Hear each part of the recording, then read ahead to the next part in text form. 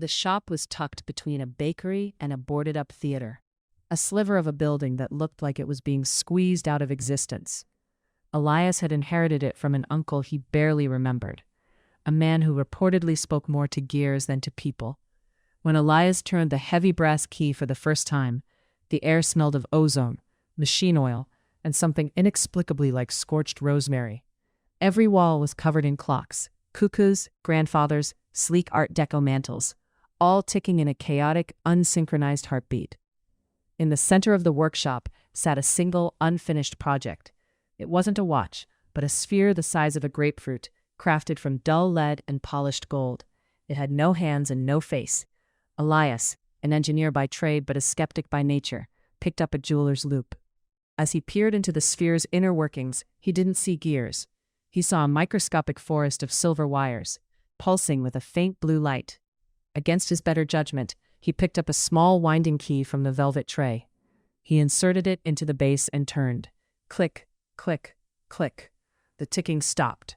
Not just the spheres, but every clock in the room fell silent at once.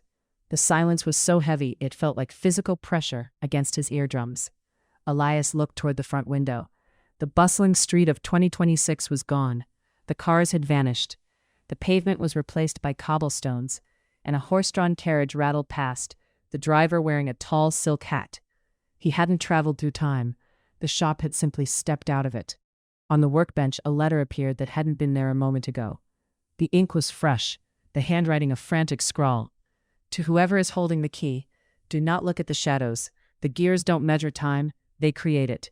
If you stop winding, the world outside stops breathing. Find the golden escapement before the blue light turns red. Elias looked at the sphere. The blue light was already flickering, fading into a bruised purple. He realized then that his uncle hadn't been a recluse, he'd been a sentry. The shop wasn't a business, it was a heartbeat for the city outside. If he walked out the door now, would he step into 1890, or would he simply fall into the vacuum between seconds? He reached for the winding key again. His hands shook, but his grip was firm. He didn't know how to fix a universe, but he knew how to maintain a machine.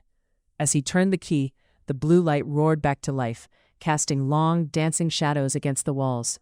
Outside the window, the carriage blurred, the cobblestones shifted, and the familiar hum of modern traffic returned. Elias sat down in the high-backed leather chair. He picked up a tiny screwdriver and a magnifying glass.